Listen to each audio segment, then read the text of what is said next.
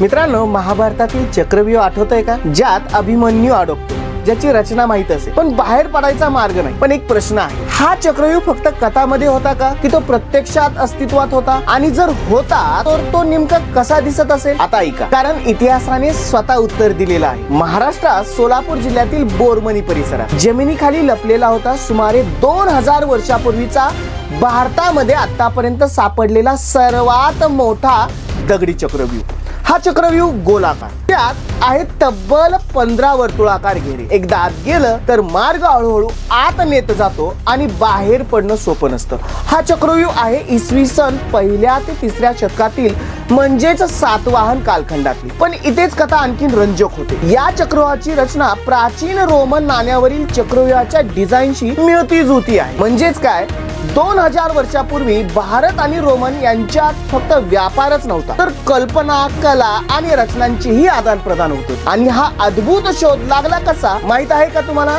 Nature conservation सर्कलची team Madhav पक्षाची गणना करत होती आणि योगायोगाने इतिहास त्यांच्या पायाखाली उघड झाला. महाभारतातील चक्रव्यूह आज इतिहासाच्या जमिनीत ठेवून पुन्हा समोर आला आहे. हा केवळ दगडांची रचना नाही, हा आहे भारताच्या प्राचीन बुद्धिमत्तेचा, जागतिक संपर्काचा आणि रहस्याचा पुरावा. माहिती कशी वाटली कमेंट बॉक्स थ्रू कळवा. आवडली असेल लाईक करा, चॅनलला नवीन असाल तर फॉलो करायला विसरू नका.